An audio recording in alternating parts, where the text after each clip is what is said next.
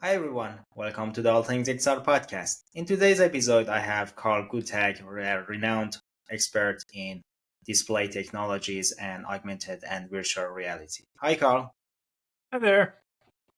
thanks very much for joining me on the AllThingsXR podcast. Thanks for Karl, having me. yeah, sure. Karl, can you tell us a bit about yourself and your journey into the technology world and augmented and virtual reality? My career, I really am an electrical engineer by training. I went to Bradley University in Peoria, Illinois. Got my BS in electrical engineering. Got my master's in electrical engineering out of the University of Michigan. Then I worked for Texas Instruments for 20 years, where I designed integrated Mhm. circuits. I was involved in almost everything TI had to do in computer graphics and imaging from about 77 through almost 98. So I was there for about 20 Ah, years and um, worked on all kinds of graphics chips. I worked on the very first Sprite chip, thing called the 9918, used in ColecoVision, TI Home Computer, MSX computers in Japan, all over the world. And it was a couple of companies wrote a lot of software for it, Sega and Nintendo. And when they did their versions of it, they actually copied the way, because I actually did the sprite logic and helped design the sprites that were mhm. originally done in 19 that were copied later by Nintendo, Sega, and everyone else back in the days when we had sprites. I then went off to led the CPU a year and a half out of college. I became a CPU architect. I was the lead CPU architect on two 16-bit microprocessors that were follow-ons to TI's 9900 family. Then I went off and got back into graphics, and in I think '84 we released the 34010, which is the first graphics processor, real fully programmable graphics processor. It was kind of a leader in the area, certainly at the higher end, from about through the mid '80s up until about '90, and by that time, other things had overtaken it. But TI, one of the things about TI is that it was very hard to get them to believe, upper management to believe. I always Mhm. used to say they give me just about enough money to do okay, but not really succeed. And but we did do a couple of generations of that. And then I went off to do a image processor. So I worked in a five CPUs on a chip. So we had four DSP image processors and a RISC micro processor, all integrated on a chip. And I led the architecture of that, and that kind of led me into the '90s and whatnot. Um, Towards the late '90s, I sort of had there was a little bit of a change in management, and things changed up, and I was invited to get into the field of to become a CTO of a startup. My timing was excellent. I got out right in '98, and the dot-com bust hit Mhm. '99. So you couldn't raise capital for anything. Well, anyway, that startup was working on effectively a VR AR headset. It was a Uh-huh. monocular. Back then, we didn't have enough brightness, the LEDs weren't efficient enough. So it was LED driving LCOS. And I was involved. How I got from chip architecture to LCOS was in doing the LCOS backplane is basically a computer chip. So I did the IC design and helped architect and did some of the FPGA design for that chip. And that chip is and the headset itself though was using optics, basically using what we call a bird bath today, a little bird bath thing on the end of a boom. Well, we couldn't raise money. That company uh, wasn't going anywhere. So then I got out and I was on my own doing a few things, patent litigation, whatnot. By the way, I think one of the things that's happened with me back in my TI days, I think at TI, I had about 130, 140 US patents. Today I have about 150. Yeah. So I did a lot of work in computer architecture, the sprite chips, all that stuff has all been, you know, there are patents that show what I did. Um, the, to me.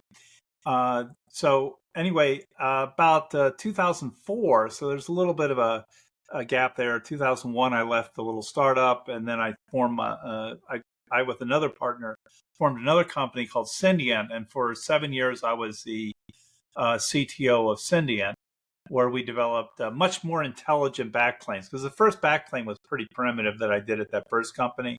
And by the time we formed Syndiant, I had a much better idea how to control LCOS, liquid crystal, how to do a backplane for that type of technology. So we did a much more advanced backplane at Syndiant. So I stayed with Syndiant for 7 years. In 2011, I left Syndiant and wasn't sure what I wanted to do, but it had been kind of taken over and whatnot. We were focused by this. I always use this lesson to remind people about AR and VR as well. We had everybody and his brother telling us that they're going to put projectors in cell phones. I had every major cell phone company thought they were going to put projectors in cell phones. And that's what we were focused on at Syndiant, is because everybody was telling us they wanted it. We started working on projectors and cell phones. Well, every year the requirements kept ratcheting up. And so it never took off. You may have seen a few cell phone projectors in the market. And there's still today a few little Pico projectors around. But basically, you couldn't meet the requirements. And there was a real fundamental user interface problem, which I've documented on my website many times now. That basically it was very hard to, where are you going to project from and what are you going to project onto? As I always like to say, an LCD display carries its own black with it. The problem you have with a projector is projector can only add light. And this is very similar to what we see in AR. We're adding light. We can't take light away very well. And so that some of this all kind of filters in. So I'm not an optics expert. People think because of my blog. So basically my blog started in 2011. And in 2011, I started the blog. Right as I leave Syndiant, I decided to start the blog, really to just kind of keep my hand in and see what was going on. Originally, I planned on writing about the stuff I'd done at TI, my computer graphics stuff and all that. Well, I've never gotten around to that too much. Every now and then I drop a little bit on it. But I got into a little tussle with Microvision. They were doing laser beam scanning. And I'm fairly famous as a guy in the industry who thinks laser beam scanning is crazy. And the reason why is I've studied it. Back when I was at Syndiant, and this was true back in my old days at TI and CPUs and all, I always like to study what other people are doing. I like to know what my competitors are doing. I like to know what competing technologies are doing. So, because that's, you just understand the stuff. Well, I knew a lot about how Microvision worked and how bad it was and how the laser beam scanning was. And it was never going to work. There's some fundamental problems with how you have to move a laser beam that's never going to make a great display device. It's okay for doing LiDAR and stuff. That's a different game. Exactly. But when you're trying to do images that a human's going to see, laser beam scanning is a terrible way to make an image. So anyway, I got into a little tussle with Microvision because they were lying. I knew a lot about lasers going on because I had a paper that won one of the best papers at I think it was an SID conference we had a paper on LCOS with lasers. And I'd worked with the laser companies and I kind of knew where the state of lasers was. And I thought Microvision was lying to people about the state of lasers. And I said so on my blog. That caused them to file a 10K statement. And my readership went way up in that. And that kind of led me into, it's just, like I say, purely by accident, I got led into it. And then somebody asked, the next big thing event was somebody asked, what's this chip inside of the, somebody saw a engineering prototype of a Google Glass thing. And I said, and I looked at it and I said, well, that's a HiMax chip. I knew HiMax from way back. From actually when I was on my own, before I formed Syndiant, I tried to sell my technology to HiMax. So I knew what HiMax was about. So anyway, I recognized the HiMax chip. Some stock analyst was watching my blog or reading my blog. The next day, their stock went up like over $100 million in market cap. and that's all documented. So anyway, that happened. So that got me into AR. That kind of drifted me. So I just kind of kept following the technology, and it just kind of evolved. So now we're 13 years in now. It'll be 13 years in November that I've been writing on the blog. So it just kind of keeps my hand in, keeps me technically in. And then along the way, I occasionally get either consulting or business jobs. I see. I got a job working on a heads-up display for automotive. I did an aftermarket heads-up display with a startup called Navdi, where I was Yeah. CTO, and that was around 2013-ish. Mhm. And I came up with a way. I used DLP in that case. I'm technology agnostic. I think when you look at display technologies, I want to use the right technology when it's ready for the market and ready for the application. And in that case, I used DLP for that design. And I could have used LCOS, but DLP was a better choice technically. So that's what we used there. So that kind of kept me going, and doing that. And then I've also a more light role. I didn't want to be a CTO again. I'm getting up there. And so I also worked with Raven, who found my blog, and I worked with Uh-huh. Raven for about 3 years on there. They were looking at developing an AR headset, a see-through headset for military applications. Mhm. An excellent gentleman who was a Navy SEAL had formed the company, and he wanted guidance on the technical side. And I told him it's going to be a hard slog. I said, if you're out looking for the kind of stuff that a lot of people think, it ain't happening now. And I think he appreciates the fact that I would level with him on what's going on.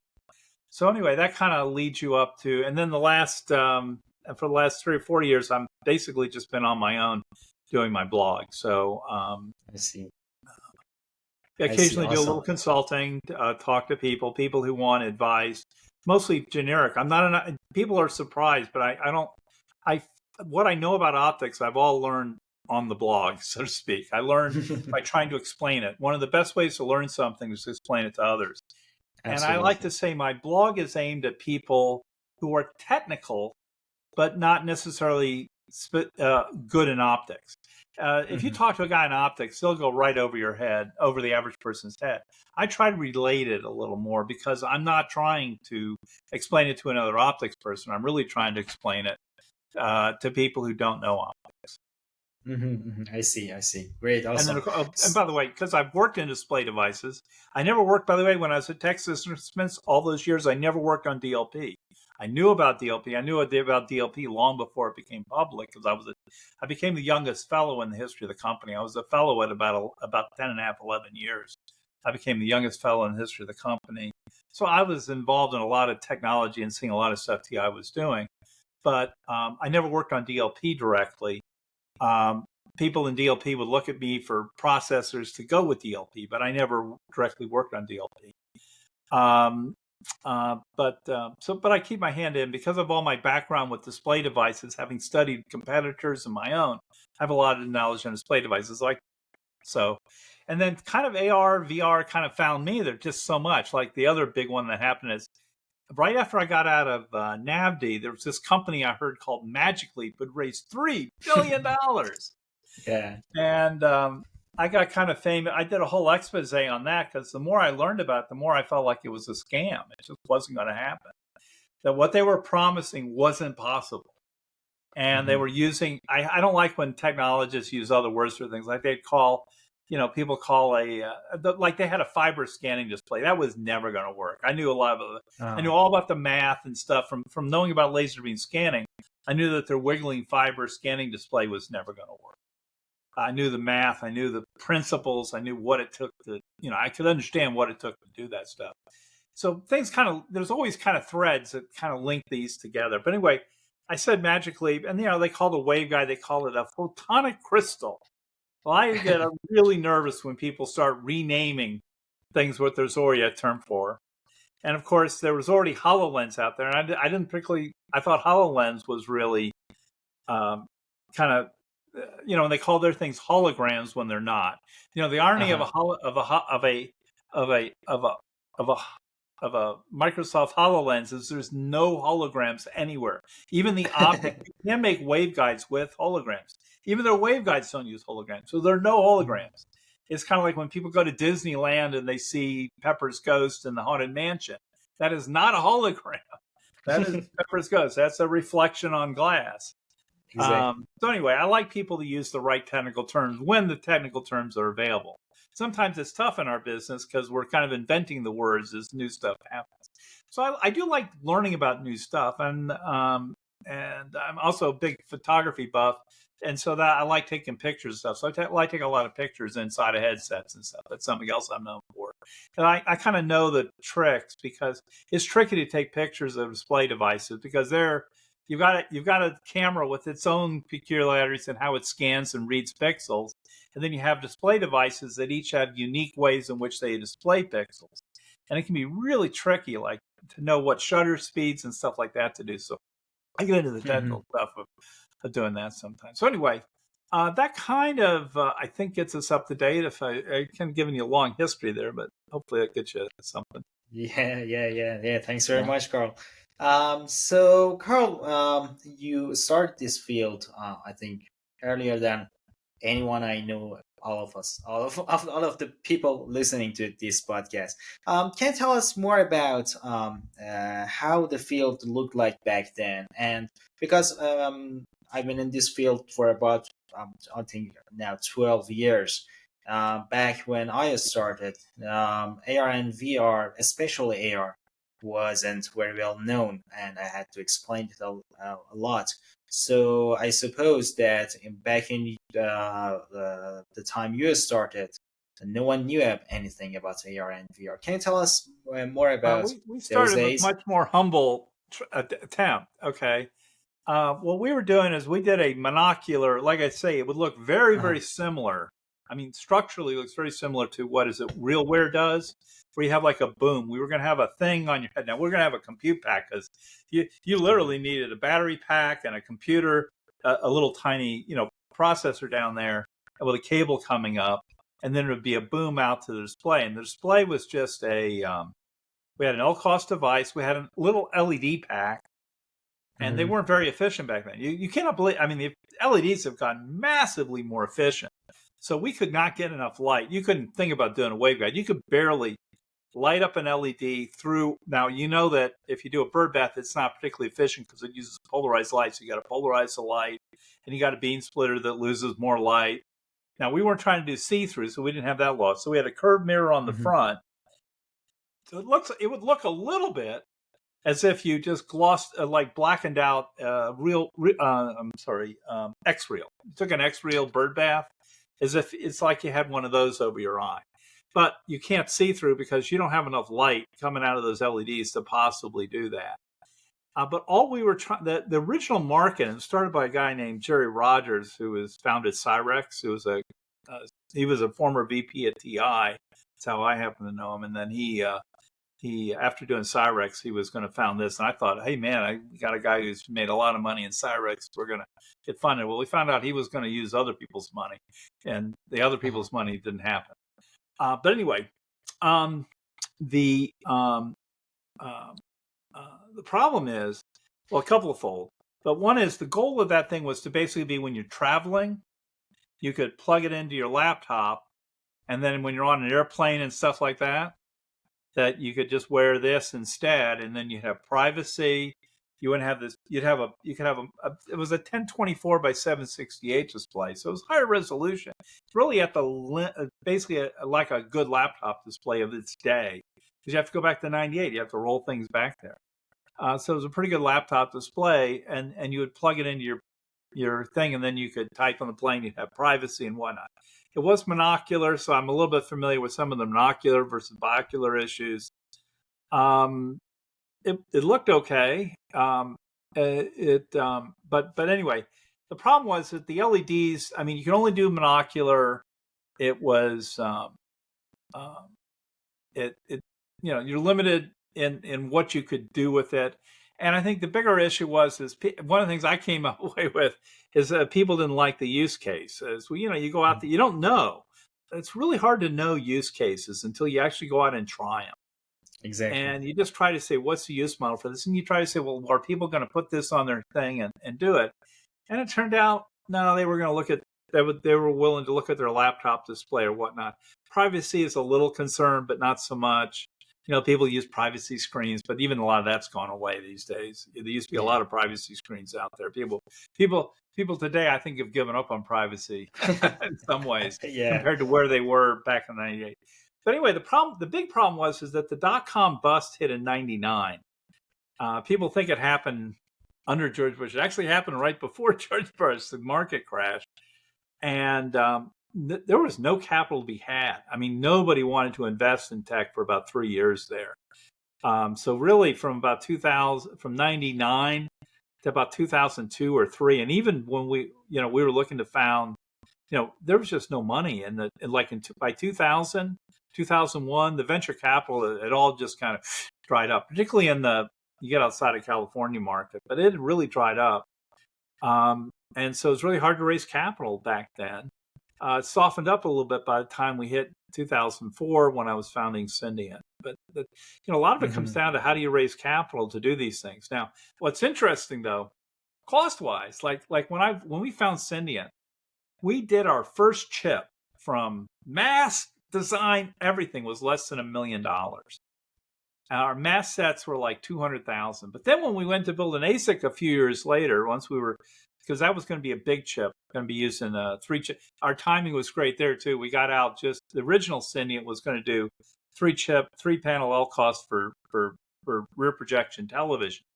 Well, you may remember rear projection television had about a 2-year heyday. About 2 years, it was big, and then it disappeared. So we got there just in time to watch it crash. One thing I learned about and this is important in our business and all these other businesses, is that at TI, I grew up with the DRAM market. And DRAMs was a crazy market where you couldn't prove that anybody really made money in DRAMs. The semiconductor companies were all doing it. All the semiconductor companies, way back when, there was 20 companies doing DRAMs. And nobody was making money. They're building these things, building billion-dollar fabs to build a chip that would sell for roughly $1 or $2, and they would make almost no margin on it. It was a crazy business. Well, I thought DRAMs were crazy until I saw the LCD market. The LCD markets will build a $10 or $100 billion fab and sell below cost. So that's the problem. That was the problem we had in rear projection television. You could, I mean, they were building 50-inch pieces of glass and shipping them and selling them for prices, and you couldn't figure out how anybody could ship glass and ship it across and do all that for what they were putting a display in there. So anyway, the LCD market is kind of a crazy market in terms of margins. That's why you see almost everybody get out of it. Sony couldn't get it. Sony got out. Everybody got out of it, out of that market, because it was just too, they put their name on something, but they don't actually make the panels anymore because it's just no way to make money on it. So anyway, so that's kind of, so it's just, I kind of seen the start of it, but yeah, there were basically the market kind of went away, and then after pico projectors went down, the same technology that we used to build those little pico projectors. We're building these little chips to go into cell phones. Well, that led to that same technology was good for making AR and VR headsets. And that's kind of how I tie into my blog a little bit. Because towards the end of my days at Syndiant, we were seeing this uptick in the AR market. So LCOS is I still think probably the best technology you have today for doing AR. It gets back to the physics of it. You can take an LED that are very efficient now, and you can collimate that light and get a very, very bright light thing that's good for doing waveguides. If you're going to do a waveguide AR today, it's there. Now, TI is making a new bid. One of the things TI is talking about is Texas Instruments is claiming that they're going to kind of re-enter the AR market. They've been in it. They haven't really disappeared, other than I kept seeing designs go away. Company after company was designing out LCOS. TI is now saying they're getting back in, and they've got some interesting technology. So we'll see how that goes. That's layered on top of what's going on with micro LEDs. Micro LEDs, Jaybird Display particularly. Jaybird's Display is the only guy really making them. I mean, I consider it making it when you go to a company, give them cash money, and they hand you a chip. That now you're making. When they have a prototype at a show, well, that's a research and development effort. Yeah, that's an R&D project. You don't know whether that's $1 million chip. That chip could cost them $1 million to make, and they'd have to charge you $2 million for one chip. You don't know that when you're at a show. It's also hard to tell when a guy's really being successful. Is he going to go into production with it? Well, Jaybird Display at least puts you can hand them cash money, and they'll hand you a chip. Now, I still think micro LEDs have a long way to go. it's a tough road to get color on those. Jaybird's done a good job with the X Cube and all to get color, but it's a very expensive and way of doing it. You got to and tedious, and they're only doing fairly low resolution displays, 640 by 480. So we'll see how that all works out. But basically, those are your in the AR world today, those are your big three. You got LCOS, you have LCOS, DLP looking like they're re-entering, and micro LED feels like in the long haul it's going to be there. The question is, when is that time? When will it be really competitive? Now, it's competitive if you're doing green only. We're seeing quite a few products coming out with green only. But if you're trying to do color, then you got to put 3 chips together. You got all the optics and alignment and stuff to do that. So that gets kind of expensive. So that's kind of the challenge in the AR side today. And like I say, I start when it comes to laser beam scanning. Like I forgot to mention on that history, I had a big expedition. Probably one of the best set of articles I've ever done on my blog was on HoloLens and how it worked. How the HoloLens 2, the HoloLens 2 with laser beam scanning. And I said, with my experience in laser beam scanning, if somebody comes up with a laser beam scanning display, I start with the premises to scam and work my way backward to figure out why it's a scam. Because it's just laser beam. Every time I've ever looked at a laser beam scanning display, it always looks better on paper, always talk better than it turns out to ever be. The image quality is always crap. And it gets back to the fundamental problem that you can't move the mirrors fast enough. You can't control the laser beam accurately enough. And it just never makes a very good display. So I'm considered biased in that regard, but so far my premise has been proven right. I mean, HoloLens was horrible. It was the worst. I mean, just an unimaginably bad display. They've been so better. They've been miles. They spent a ton of money, probably hundreds of millions of dollars, to build a really crappy looking display.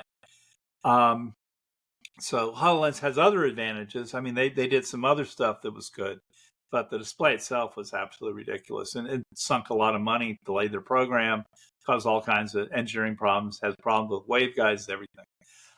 Anyway, but that's just kind of that. So anyway, that kind of leads us there. But anyway, that's kind of display technologies as I see them today.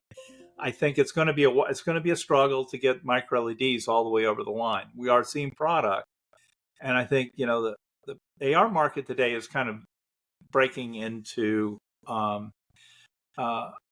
think AR got kind of distracted in a way by wide field of view. I always make this big distinction that VR kind of came first with Palmer Luckey really made it popular with the work at Oculus Rift and all that. But see, they were taking basically a cell phone. Basically, they figured out that if you take a cell phone display and shove it up really near the eye, you get a big field of view.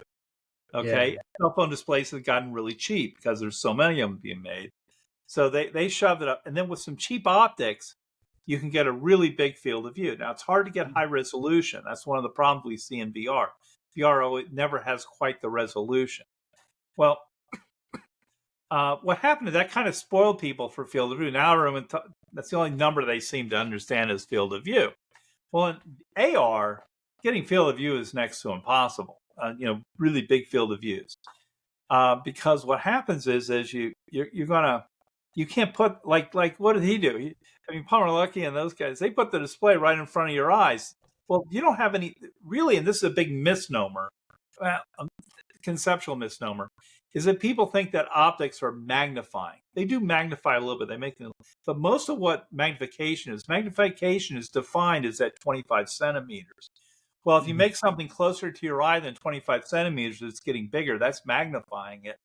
Most of what the optics is doing is letting you focus. So the main job of optics in a VR headset is to actually let you focus. A little bit of magnification. I think it's like depending upon the exact optics, but I did an experiment once, and it said about 75% of the magnification comes by moving the display closer. 25% is the optics making the pixels look bigger. So most of your magnification is actually coming out of moving it closer to your eye. Well, the problem we have is we do AR, we can't block. We don't want to put the display here because that'll block your vision. So we put the display back someplace else, And now we have to come up with really complicated optics to route that around, get it to the eye, and combine it with the real world. It's a really hard problem. Plus, we need typically an extremely bright display. Like typical VR headset is less than 100 nits going to your eye. If I put 100 nits here, well, the rest of my room, even a fairly mediocre room, is going to have a lot of 100 nit light sources. My display, my computer monitors, all the other stuff in the room. If I go outside, concrete's going to be 7 to 10,000 nits. So I'm looking down at a white sidewalk on the sunny day. It's 10,000 nits. 100 nits, you're not even going to see nothing. You won't even know it's there. So we have to be a lot brighter. Plus, I mean, so really, AR has all these hard problems because they can't put the display, because optically you'd like to put it straight in front of your eyeball. Can't do that, so we got to put it around someplace. We got to come with optics. We have to be very, very bright. And supporting field of view gets really complicated because our optics are around right here, and we got to get this. And what happens is, if you want to try to support a wide field of view with see-through optics, the thing gets huge. Now you're onto a helmet. You're not glasses anymore. So the market is kind of bifurcating. I think what we're going to see is kind of the all singing, all dancing type glasses, and these, lack of a better word, these so-called AI glasses. But basically, we're going to see people we're seeing a lot of this happening right now. I mean, there's a few, I've written about a few of them lately. A lot of them are using Jaybird for the green ones. People will also be doing it with LCOS and maybe with DLP as well, where you say, I'm only going to go for like 30-degree field of view. Sounds, if you're in the VR world, it sounds really crazy. But if you're in the AR world, that's pretty much what you need. Really, the sweet spot of human vision, what you see with on a day, most of what you have with any visual acuity is within 30 degrees. People will talk about the fovea. The fovea is like, I think, only about 6 degrees. But the way it works is the eye wobbles around. And the way your vision works is your eye kind of wobbles around and directs that and builds up an image that your brain and your visual cortex and all that processes into what you think is a full image, when really you're not seeing hardly anything at any given instant in time. But it builds up a high-resolution image to your mind from scanning around the fovea. So really, the eye doesn't like to go out about 30 degrees. 30 degrees is really the outer limit of this, of where the eye wants to sit. So if you have 30-degree field of view, that's actually good for most purposes. It's not immersion. See, people are getting confused between. If you want to do VR is about immersion. You want to be totally immersed. AR is more about getting something done. This is, by the way, the big mistake. I think, I've spent a lot of time this year looking at Apple Vision Pro and the Meta Quest Pro and stuff. Pass-through AR and optical AR are almost totally different things. If you looked at what you want to do with each one, there's hardly any overlap. You're not going to be able to do with a headset, with a pass-through AR, pass-through stuff with cameras. You never can simulate. You never come close to the human vision. There's the dynamic range of the human vision, the way the world is focused in depth, the way it behaves. It's actually dangerous. If you look at all these applications, they all basically tell you, don't wear this outside, don't walk around with this. That's because they're going to get sued. If people start walking around outside with like Apple Vision Pros, they're going to get killed.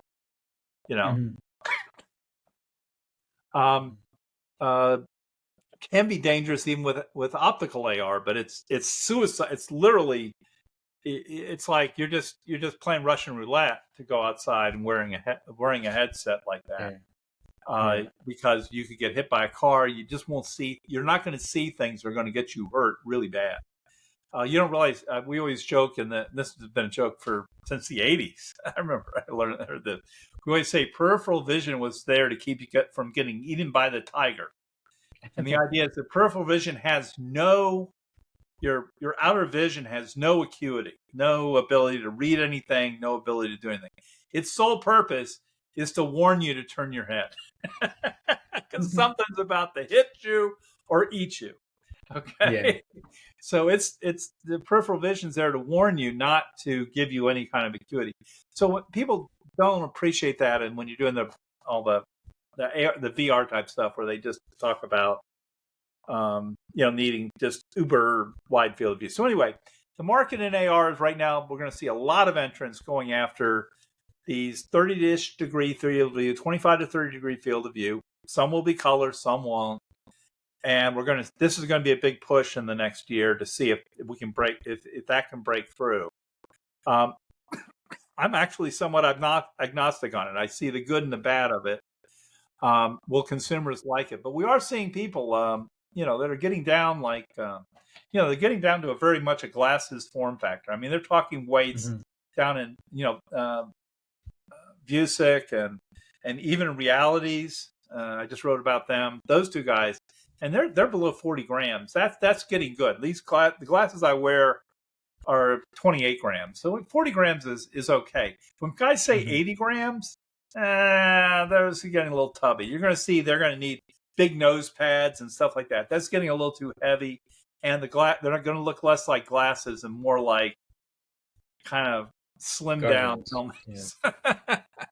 So okay, I talked a lot. Hopefully, it's taking you someplace. No. That's great. That's great, Carl. That's great, Carl.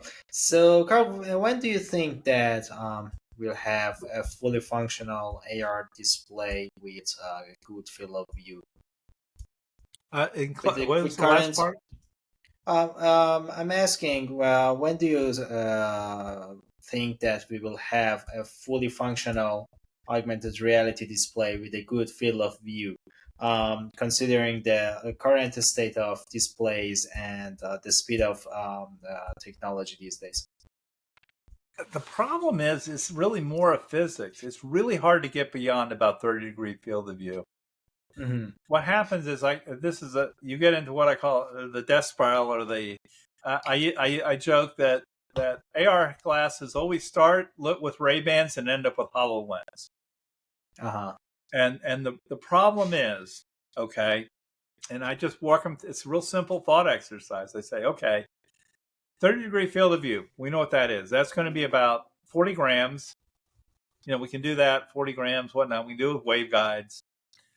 We got to put some optics in there. In reality, one thing I give them, they've really focused on more integrating it. Other companies are trying to do snap-in and stuff, but they're trying to work. They got to work on the prescription issue too. More and more people are needing prescription glasses. But anyway, here's the problem. As soon as you go beyond about 30 degrees, you spiral into HoloLens. And then what happens is you say, well, what else? First of all, you now need bigger projectors, more power, more batteries. You go 50 degrees, you've more than doubled everything. You're about 2.5, 3 times as much stuff you need. So you have more processing power, more batteries. How are you going to get the bandwidth? The other big trick is I really think if you're going to be all day wearable, you can't have wires on it. It's got to be wireless. So you got your processor in the computer. Really, the smartphone's going to be your processor. But now, if you start doing higher resolution, start doing more stuff, now where's your bandwidth coming from? That's not like even Realities doesn't even do any kind of video or images or anything really. It's just doing really simple drawings type stuff. It's not there to do anything photographic or video or whatnot. Because the bandwidth will kill you. If you have a lot of video bandwidth and you're going to do it wirelessly, that's a lot of power. So what happens is as soon as you start saying, oh, I want 50, 60 degree field of view, well, you start spiraling. You start saying, well, okay, I'm going to double my battery, triple my battery, quadruple my battery. I'm going to go with a bigger display, which is more LEDs.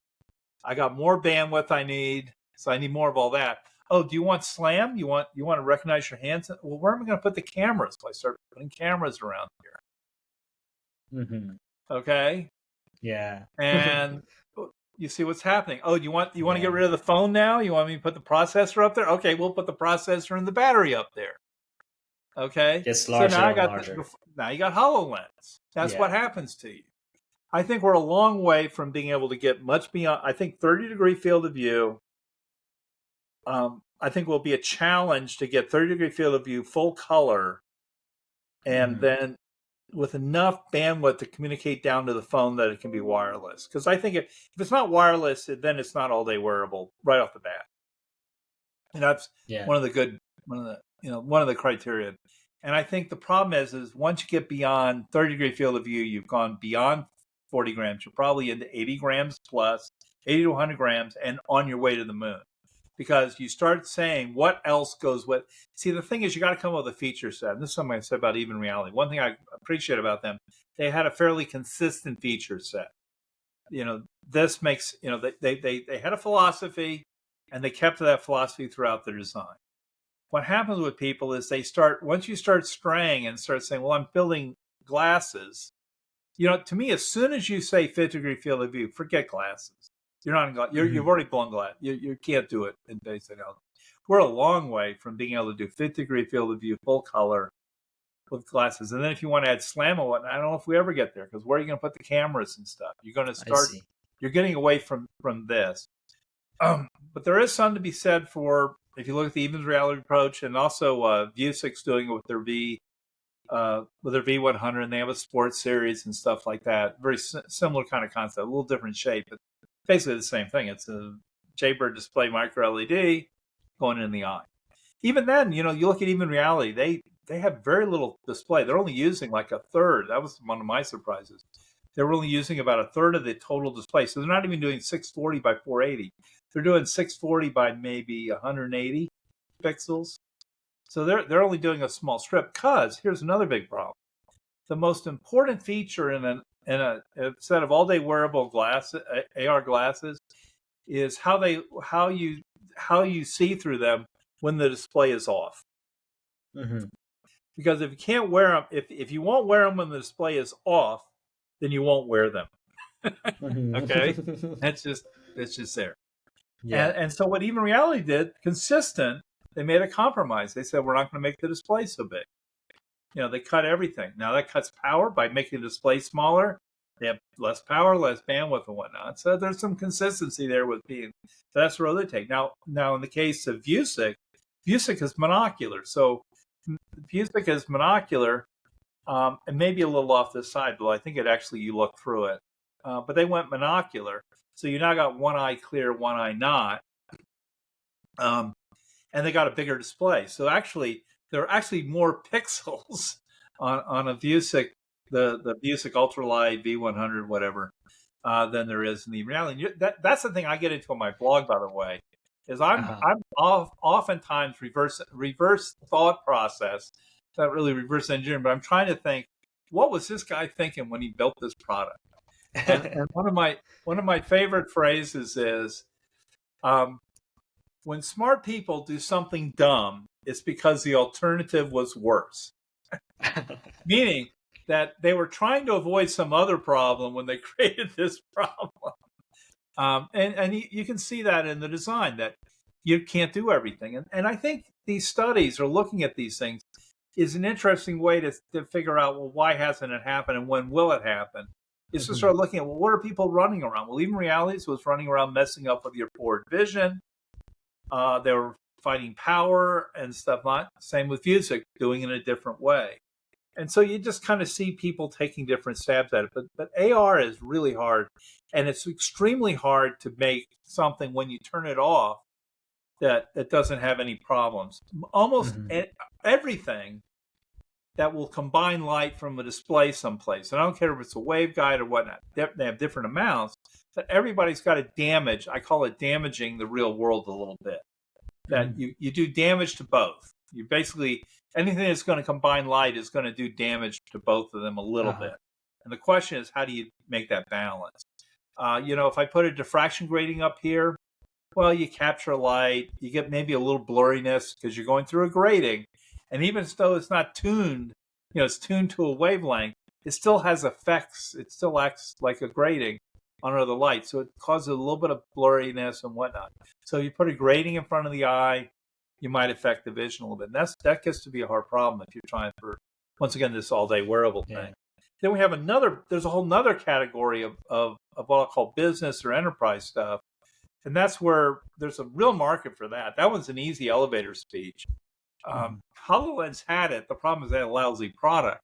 But the basic concept is, if I can help a business, like a guy working on a car, working on a factory line, working on UPS, working at on an Amazon warehouse, picking stuff and whatnot, I can put a headset on you. There's a lot of application for put a headset on you, and I can turn you into increase your expertise, increase your abilities, and I don't have to do it by very much, because people are expensive. Particularly in America. You have a fully lated person, you can be talking $100,000 a year in a lot of situations, or more. Engineers way up there, but just a factory worker. By the time you figure the cost of equipment, the cost of facilities, healthcare, benefits, vacation, a person is pretty expensive to put in a shop. Well, business, it's real easy to convince them and say, look, I make that guy 10% more expensive, pays for itself in a couple of months. And that's basically the argument for AR, is that it can. And now, this is what I call another one of my little sayings now is I call, are you paid to use it? Or are you paying to use it? Okay. Paying to use it is a consumer. Consumer pays to use something. In an enterprise environment, you're paid to use it.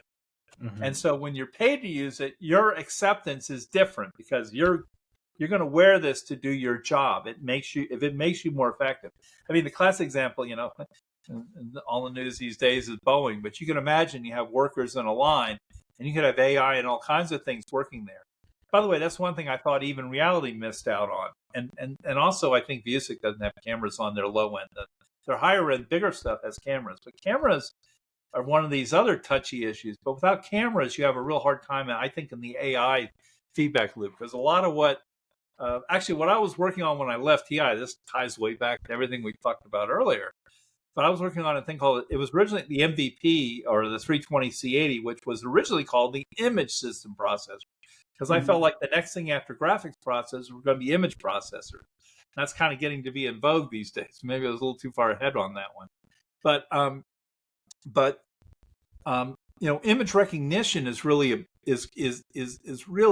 thing that is less bounded. Displays, with a display, I'm limited by human vision. I have to make an image that your human eye can see. With recognition, I'm bound by compute power, and camera resolution and whatnot. It's a little less bound, because I can go away, compute it, whatnot, and then later off generate something the eye can see. The problem we have in generating display devices is we have to make something that a human can. You're really kind of trick it until we can get to that optic nerve or get straight into your brain somehow. Right now, we're limited by the eyes. We're trying to make something that we can make the eye take in. Whereas it's a little different with recognition. Recognition, it can do all kinds of nasty stuff. It's like I said with LiDAR.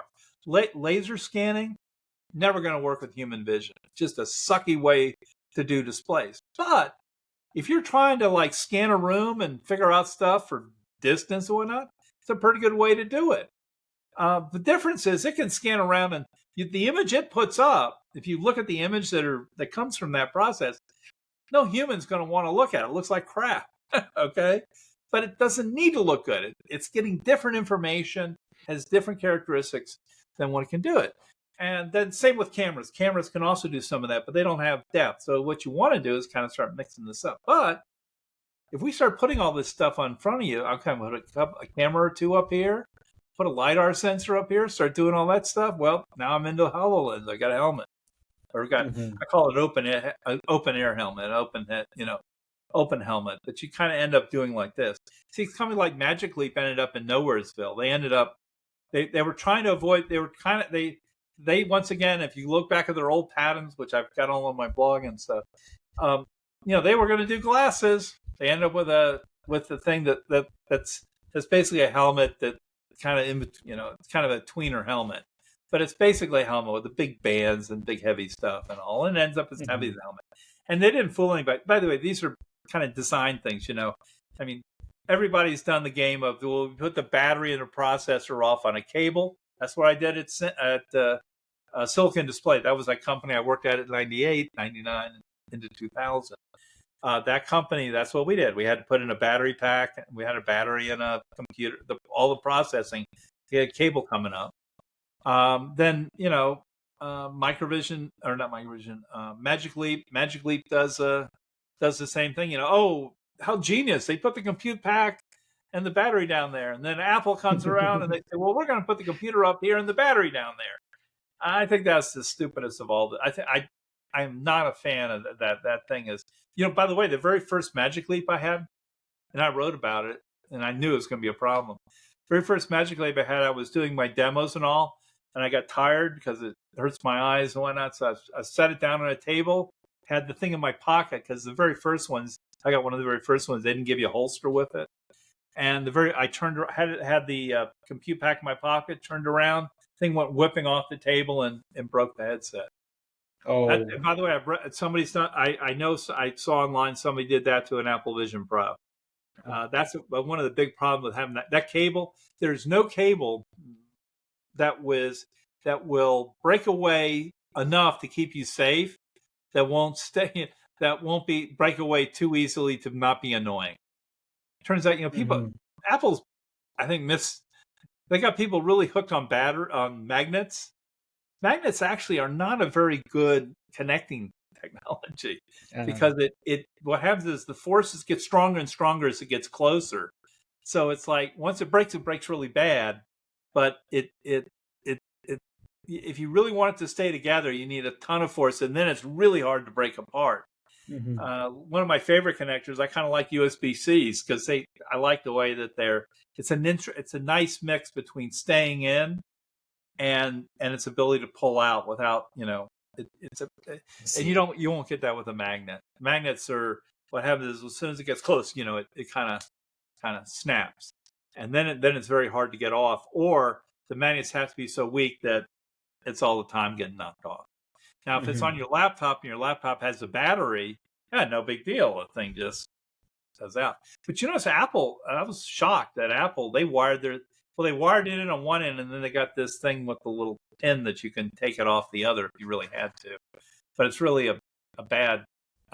It shouldn't be wired in. As I always say, I want to take that to a safety lawyer and see what he thinks of putting that out on a factory floor, because that thing's going to get yanked and yank the guy's head. If that cord gets grabbed, it's going to yank the guy's head around. And something's going to get, either the headset or the person's going to get destroyed if that thing gets grabbed by something. I see. Yeah, totally. And Carl, what do you think? How do you think actually AI and especially generative AI can help with AR and VR? Because AI in many cases can fill the gaps for the hardware, and it's like the argument with Tesla, having the Tesla argument with lidars and RGB cameras, as I'm sure you know about that. How do you think AI can fill the gaps and help the hardware to help the industry reach a better products? Well, I think the biggest thing is I'm really big on the recognition side of stuff.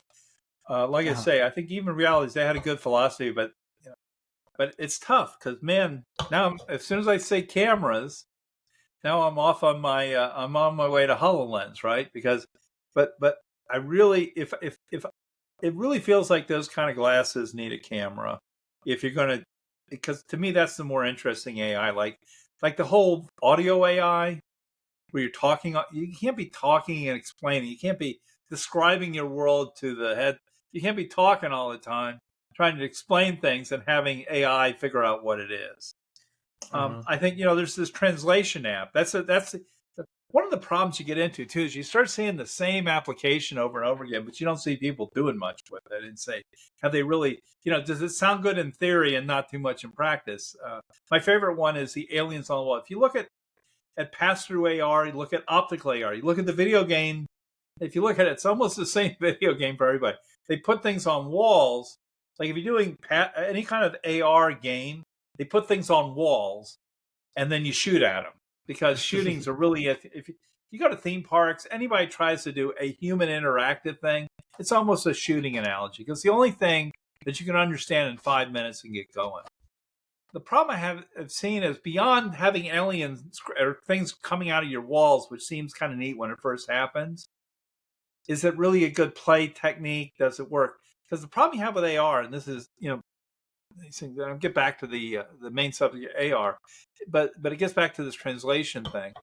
Is that when you do translation, you say, well, okay, like I'm going to be going to Germany at some point this year, and I don't speak German at all, but I was there before. You take your phone, you hold it up to signs. One of the most important things is to be able to read signs, right? Like if I walked up to a sign, I wouldn't know how to read it.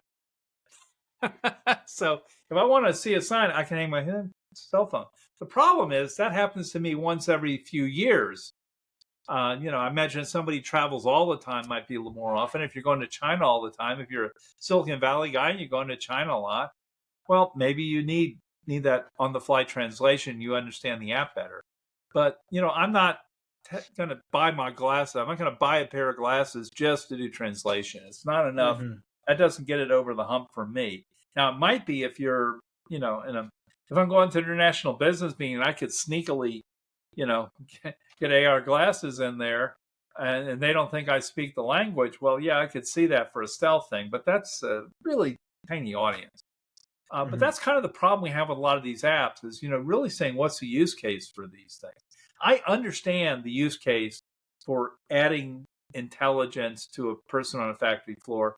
Cameras become important, but I think that's the big thing for where I think AI fits in that I see, or at least I feel like I see, is where the AI is being used to use cameras all the time to tell you stuff so it can help you. Like you might say, what is that? Or read that sign for me. That kind of thing is where I would see it. So cameras, to me, become very integral to the whole process. And I think the camera, that the glasses, now, if I'm doing translation, let's take the translation example. Let's say I say, read that sign to me, right? It'd be better if it would just show me. First of all, it's hard when you hear the words come in. You may not totally understand it. It's hard to roll back audio. Now, yes, if you can tell your thing again, repeat, it'd be much better if it just put it up in my eye for me. So like if I was going to, even if you're doing audio translation, somebody's talking and it's going to translate on the fly, you can easily see how having a display up there would make it a much better thing, because sometimes you can read stuff, but you can't even understand when you hear it. The combination of being able to see it and hear it. And the beauty of seeing it is it can stick up there for a while, because audio comes and goes. It lasts. It's the instant those sound waves go by you, it's gone. Whereas the video, you've got it there. So I think they're cooperative, they're synergistic, and that they help each other out. You actually, if you were doing translation, it would be better with both that. But I do think that the biggest thing that AI gets into, so the AI will be due for some audio. So I look at AI as basically a way of improving the input side. I look at something, I look at your face, and it tells me, oh yeah, your name and whatnot. Let's say, because I'm in a crowd. I know one of my problems is I was a TI fellow at 11 years. There were thousands of people at TI who knew me, and who I may have only met once. Yeah. So, and I'm not particularly good with names and faces. So that's not my forte. I can remember circuit diagrams and electronics and circuitry and stuff, but I'm no good with names and faces. People. Probably an engineer trait. Exactly. But you can imagine where it could augment you that way. But I think audio is basic. I look at AR right now as its big advantage is in the input side. I can't see how it's going to help the display too much, other than how it causes you to do it. Now, maybe there's some way to enhance images and stuff. I don't know. But I look at it mostly as an audio and video input. But it's going to make that once you have that, now you have the ability to take things in and see them, or take things in and hear them. And so I look at it mostly as a augmenting, as really being the input side. And we're kind of seeing that with Google, the Meta Ray-Ban glasses seem to be, of course, you always have a problem when they say it was bigger than we thought. Compared to what? What were you thinking? Were you thinking small, or is it? People are using them, but mostly techno geeks. Not that I don't see them in the broad Yeah. market.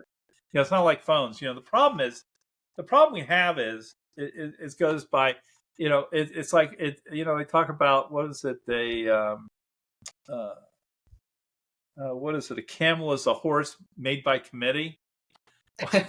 Yeah, you know, and that's a little bit what we've got in AR. You got people doing VR things and expecting it to have wide field of view. If it doesn't have a 120-degree field of view, I don't have anything. Well, if you have a 120-degree field of view, your glasses are going to be this big. Sorry, you got to have a way to wrap it around your face and whatnot. That's just physics. But the problem is how do you compete with a cell phone? How do you get to those billions and billions of units? That's the problem that they have if we're talking like millions of units, like if we looked at the industrial environment, that's that can be millions of units, maybe a few millions of units. It's not hundreds of millions. I It's measured see. in probably the single digit millions. It's about as big as you can get that market to be. And that's being optimistic. And that's assuming a pretty good yearly turnover rate and whatnot. Because we got to remember, you're going to put those things out there, then you got to obsolete them. They're going to be out there for a while. So, yeah. Whereas if you look at the consumer market, then you say, well, how many people are really going to need smart AR glasses and want that? I think we'll see at the high end, like, it's like Apple, people talk about the Apple price. That's one of my other big pet peeves. I said from day one when I saw that thing, I said, hey, this thing is price wise is cheap for something new in technology. Functionally, it's crap. The problem with the Apple Vision Pro is the functionality sucks. It's not what people need or want. If I go, I always make this thing. I say I think that the first Apple II, the original Apple II that started Apple and really had a big effect on the whole PC market, I think it would be adjusted for inflation like $6,000. Yeah. A Macintosh, the Mac One, adjusted for inflation, I think around $6,000 to $7,000. People are a little spoiled by what technology costs. There were plenty of people, as showed in the initial sales, there are plenty of people who, if that changed their life, if that had a life impacting, my life is better now because I bought this, they could have sold tens of millions of them at that price. If it was life impact changing, but it's not. I've got one. I can pull it out of the box. I put it on every now and then to remind myself. It's not life changing. Okay, so it's a different game. And then the question then becomes for AR glasses: will they be life changing? If you want to get to hundreds of millions of units, you kind of got to put it on and say my life is better or feels better with this, whether it is or not. Going to all the controversy today of social media and whatnot with all the kids on phones. The whole thing. Hoo ha ha! Now, whether is it really making life bigger or only making you think you have life bigger? But if you're going to sell a lot of them, you at least got to make somebody think their life is going to be better because they're wearing it. Things are better. So that's going to be a big I problem. see. I think it's a big hill to climb to get from the millions of real. There are millions of real units to be had. The trick is how do you get past the millions and into a consumer product? And that goes back to my are you paid to wear or are you paying to wear? And that's a harder problem. We'll probably see it, like I say, we're going to see it played out this next year or so because there are a lot of people working on it, including the big names, are going to come up with these low field of view, fairly lightweight, whether they have cameras or not. I think the cameras is the biggest problem in some ways because you think about it, where am I going to put a camera on my glasses? I mean, I've got to have a bigger frame, and Yeah. then I got to have more power to power the camera, and then if the camera is going to be processed, I got to have more battery power to get it to send all that stuff down to the phone, and that all ends up being power. They get hot. You saw what the guys. I don't believe like I say. We talked about? I said the scam, humane AI. I mean, that was, as soon as it said laser scanner, I said scan, and it was. But the thing on hand, but even the rabbit proved, it's Yeah. it's Rabbits, humane, it and didn't have such. the Yeah. display problem, but it was all the same problem. I think glasses are more natural fit. They're just on. You have it there, more incognito-y, but still you got to figure out where you can put cameras and stuff. Exactly. So, Carl, what do you think about AI helping computer vision? What I have in mind is, previously for having good scanning capability or having a good depth estimation scenario, you got to had, for example, a lidar sensor, etc. But computer vision plus RGB camera currently with AI can do such scenarios and help on the hardware side. What do you think about this trend, and how do you think it will impact the display technology, the products in this category? Yeah, I mean, the trick is a lot of the visualization. I don't know if I totally follow you there, but a lot of things that you can conceive of doing end up being fairly narrow markets. I'm Mm-hmm. in other words, yeah, it's like 3D reality. Like if I was to do these things like a 3D design studio, right? Uh-huh. You see the thing with headsets that do all this stuff, all this immersion, all this 3D stuff. I can make you think like Vario is famous for doing this. Okay, they make you think you're right there. You look at it, you think you've done the merge with the real world, and da da da. And you can see a car. Okay, well that's great, but you're not going to sell many of those. I mean, it's good for that guy. You can pretend you're walking on the moon. That's great if you're going to be walking on the moon. You could see it for pilot. You see airplane pilot training and stuff like that. There's a lot of things you can do that would make things more real and whatnot. But the question is what kind of market there is. And I think if we're going to look at anything kind of big, that's a long ways off from doing that because the level of stuff you have to have, the level of compute and everything you have to have up here is huge. So now we're into the more industrial lab side of Mm-hmm. things. If I am understanding you correctly, to get that level of kind of, you're going to have all the lidar sensors and cameras and everything, and then you have to say who is this person that's going to be doing that. So I don't know if I totally answer your question, but I just think we're a long ways off from having AI you can, you know, wearing a pair of glasses and maybe even, in a helmet that's really going to change the world that much. I mean, there'll be niches. Like one of the best applications, humanitarian wise anyway, is medical. You can definitely see where stuff like this is going to get used in the medical field Yeah. to help you visualize stuff, help you see stuff. You maybe give you X-ray vision or give you the ability to see an MRI. Basically overlay an MRI with a person's arm or hand or what. All that kind of stuff's going to happen. But how many people operate on people? How many people are physicians? It's a small market, so it's not that it's unnecessary. It's not that the technology there isn't all these spin-offs and other things that'll happen. But Mm-hmm. the problem is how do you get this to an everyday need basis I or see. getting people to really want it?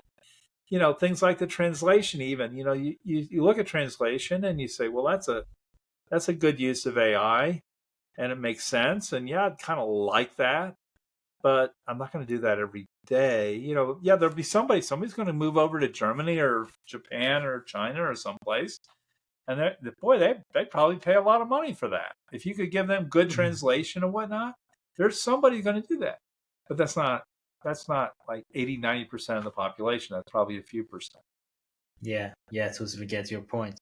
So, Carl, with the challenges of AR you mentioned, do you think Apple Vision Pro and Facebook and Meta with Meta Ray-Bans, do you think they have chosen a good approach product wise? Well, I think Apple, all the indications are that Apple wasn't really trying to get into VR. They just they accidentally got there. They were really wanting to do AR. I think, and here's the problem we have is I think most people think that the VR market is of a known quantity and size.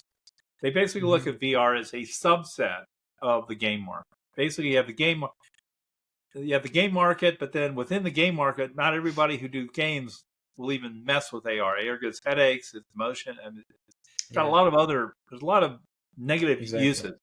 It The people who like it really like it. So it's a little bit like audiophiles. The people who like it, like Big Screen Beyond. I mean, they're quite successful from everything I can understand. They're actually making money. They know their audience. Their audience is that dedicated gamer guy. their headset's not made for everybody. Everybody and his brother. They're made for people who are serious gamers. So you got this Yeah. aficionado market. The problem is how do you expand that out beyond just a few people? So Hmm. let me think. I think I lost my train of thought there where I was going with that. What was the question again?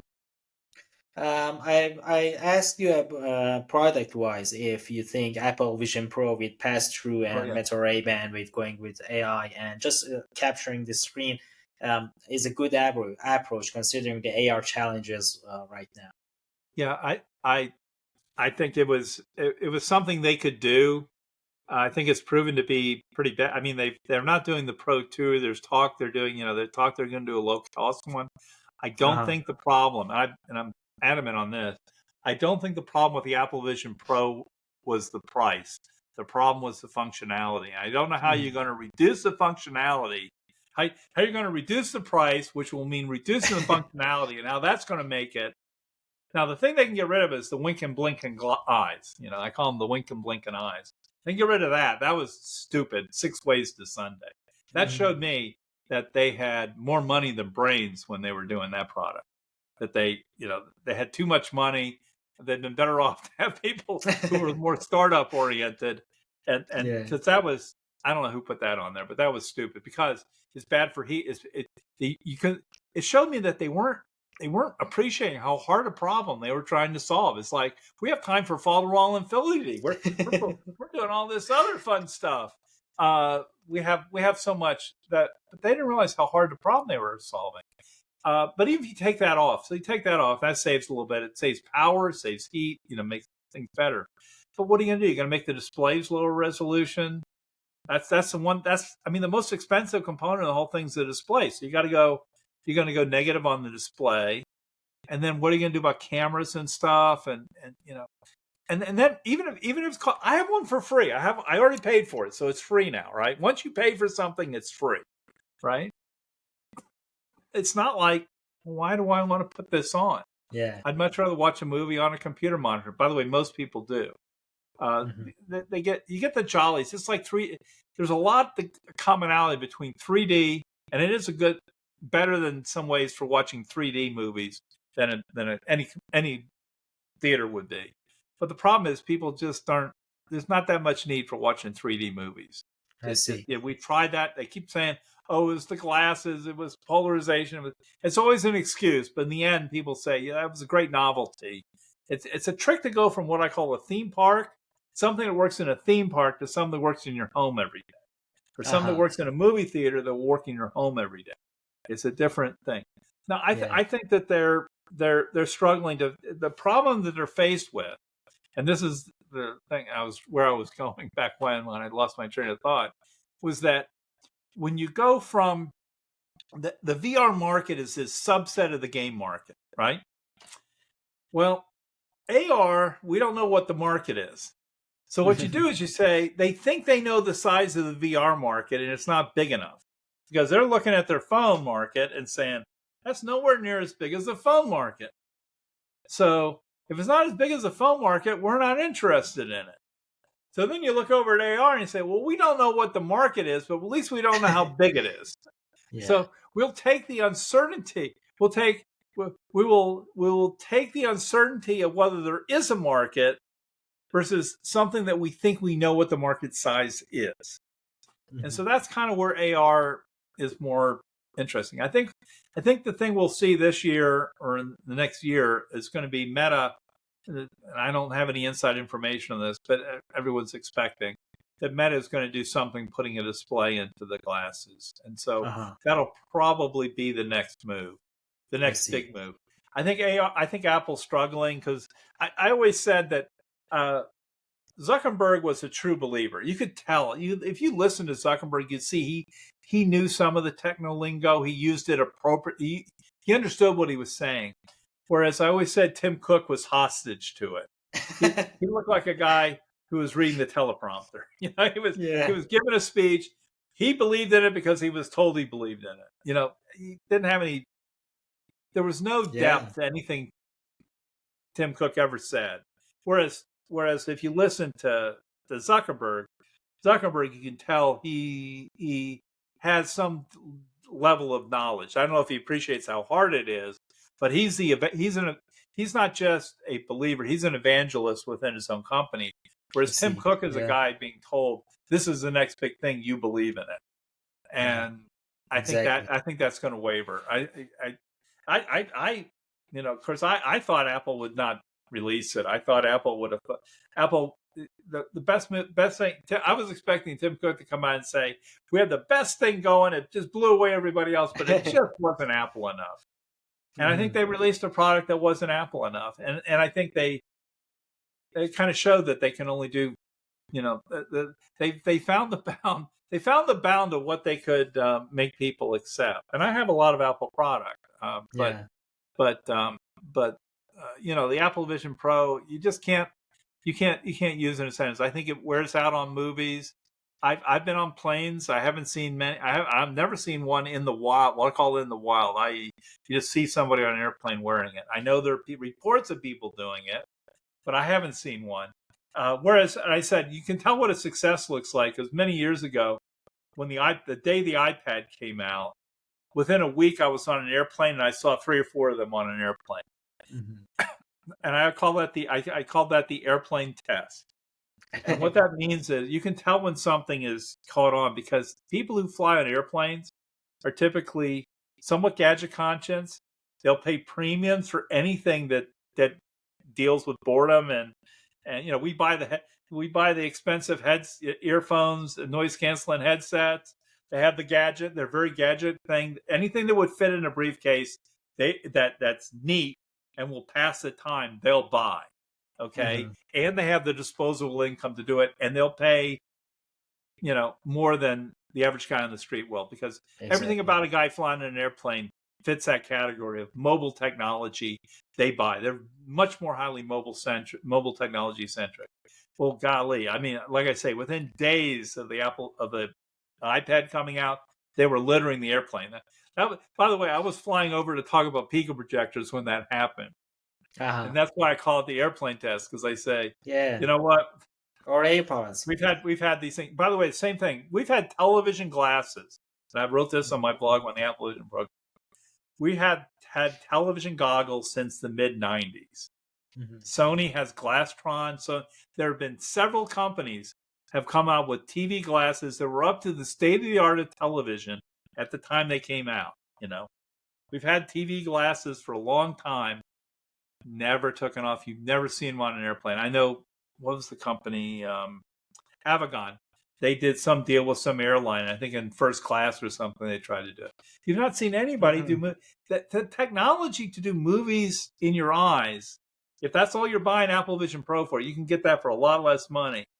That's been around for a long time.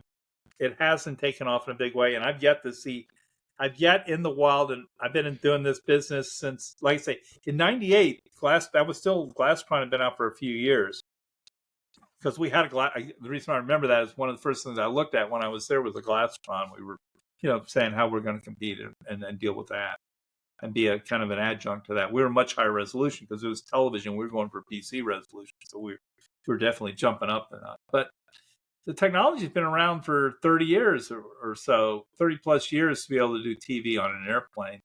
People would rather look at a tiny screen or if they don't, Exactly. the people who didn't like looking on their phone, they bought an iPad. That turns out they'd rather do that. They'd rather look at an iPad than wear glasses. So I don't see Yeah. that as a big killer app. I think, so that's going to be a problem for Apple. I think we're going to see Meta. My guess is Meta is going to, like I say, see if they're going to see if the inklings that they're getting off of the Ray-Ban glasses. So I think Yeah. that's where the next chess. That's where you're going to see the next move happen. And then whether Apple follows, I don't know. Mhm. I don't have real good belief that lowering the price. I think if the Apple Vision Pro sold for $1,000, they would have sold a lot more of them, but it would probably dry up. It would just dry up at a higher number. In other words, what happened with Apple Vision Pro? Yeah. Everybody who needed, every company in the world had to have 2 or 3 of them. Plus, all the really high end techno geeks had to have a few of them. But once that was satiated, you hit your market. even if you drop it 1,000, yes, there'll be a lot more looky-loos, a lot more tries, but will it just become so much with it? They talked about this a lot with the Quest 2. Quest 2 quickly became closet wear. They call it closet wear, right? Because it like at about 200, it got down to like $200. So everyone said, for $200, I'll give it a try. And then when they came out with the 3, there were a lot of those people who said, we have one of those in the closet. It's hard. It starts to get harder to keep selling them. So like I say, I think the trend I see, or the thing I think the next kind of shoe to drop is going to be these smart glasses. I think they're going to need to have, and it's going to be tough, as I said, how do you put cameras in there? But I think to really show stuff. And then the question is, how many people is that who will want all of that stuff? Anyway. Exactly. So, Carl, as for our last question, what are the trends you are most excited about in the display, in AR and VR display?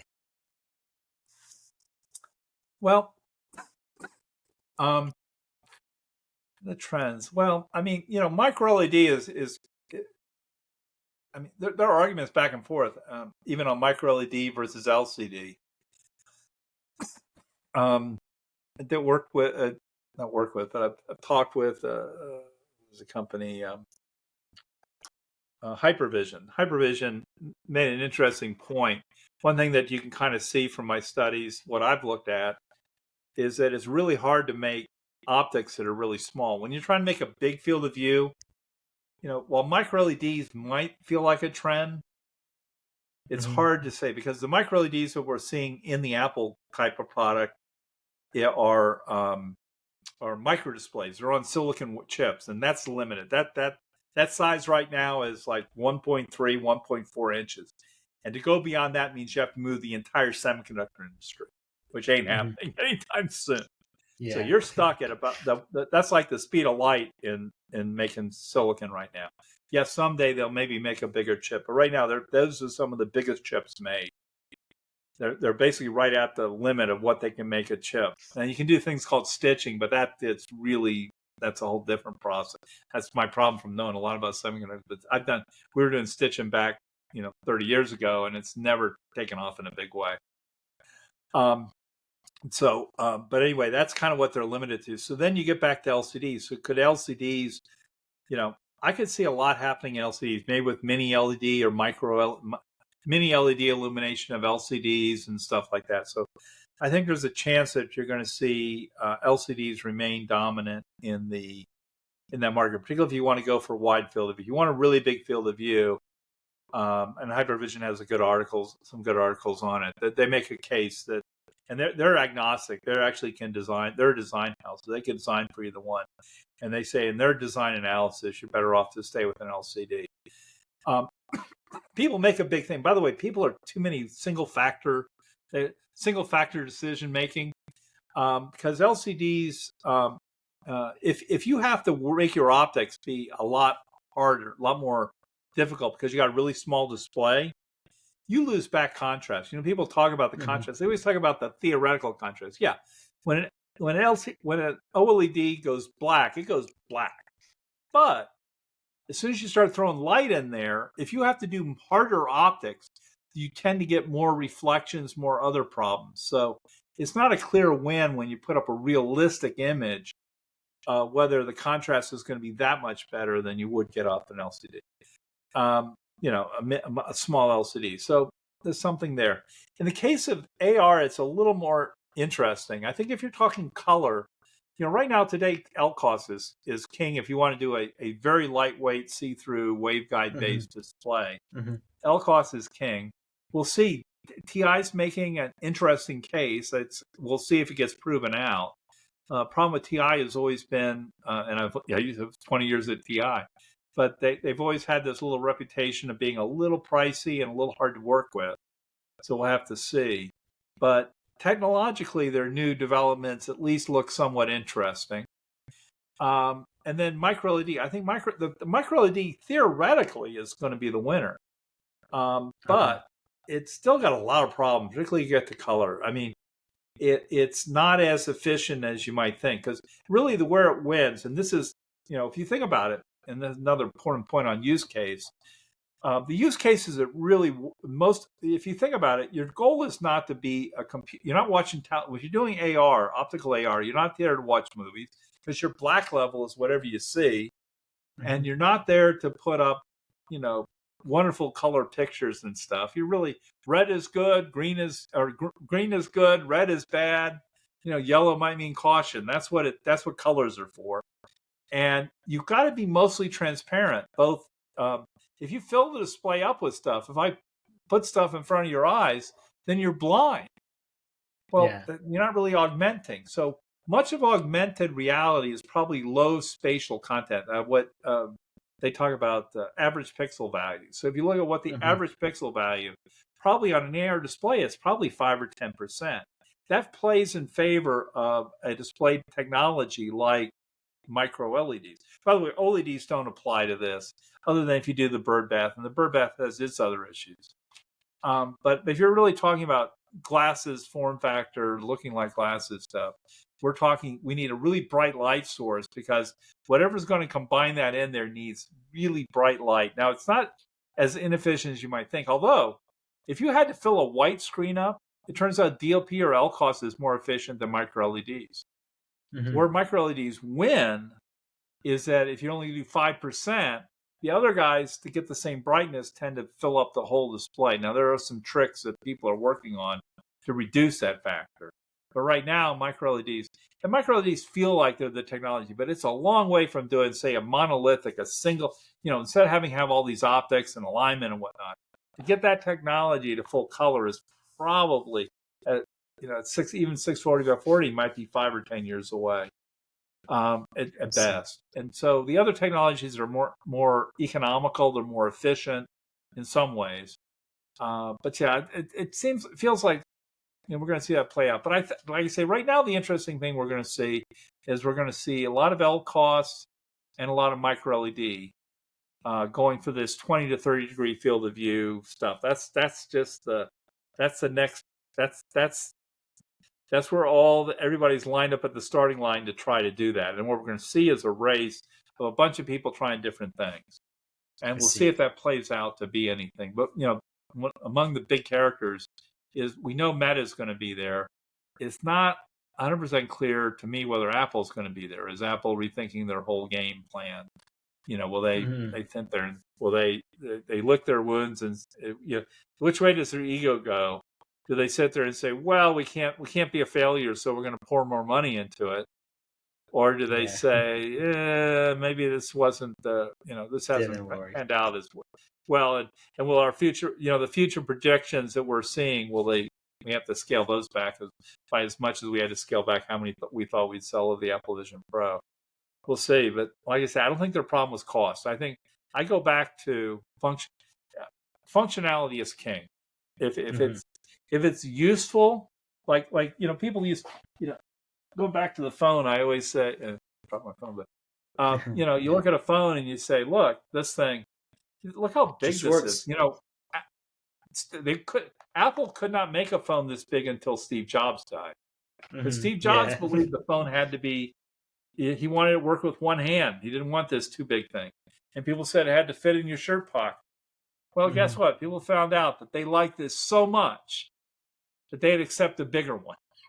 Exactly. But, they tried to do the smaller phones again, and they didn't really sell very well. I mean, there are people who really like them, but that wasn't a very big market, because Apple, figured out that people wanted the bigger phones. And that's why, even the smaller, even the normal phone now is bigger than is as big as a Max phone. Exactly. And people figured out that, what? But this is kind of the limit short of folding, and folding's got all kinds of drawbacks. I'm not I've never seen a folding display that didn't have a seam in the middle. And it gets thicker and heavier and more unwieldy and whatnot. So this thing seems to be settled in on a sweet spot. But this is a size, frankly, it's more convenient. When I travel now, I had an iPad dedicated just for watching movies on airplanes, because it's a pretty feeble iPad, just, because the airlines were doing movies. I started to just take my phone with me. You get a big enough phone, Exactly. it works well enough. So, um, Exactly. Exactly. hang on a sec. Sorry, I accidentally hit a button on my keyboard and froze some things. Uh, no, nothing happened. So that's great. So, Carl, where can our listeners find about more about you and your content? Well, I'm the only place. Well, I'm occasionally speak at conferences, although that's you can look on YouTube. You can look me up on YouTube. My Uh-huh. blog is, and this was a mistake. Boy, act in haste, repent in leisure. But the name of the blog is KG on Tech, Karl Guttag on Technology. But Hmm. the website is kguttag.com. And Uh-huh. basically, if you look up anything about AR, particularly, but on Apple, Apple or anybody on AR, it comes up pretty high in any Google search. So I'm pretty easy to find these days. For people who have real specific interest in me, they can find me on LinkedIn. Is Hmm. probably the best way to make an initial contact. I can get some kind of level of judge and some filtering through that because I don't want to I don't want to put my out there. But you can get to me through the blog. You can ask me questions on my blog, and then you can get at me through LinkedIn. Awesome, awesome. We will surely put links on the description of the podcast. Well, Carl, it was great having you on the All Things Oh XR yeah, I podcast. enjoyed it. Thanks very much. All right, thanks a bunch. Bye bye. Thanks very much.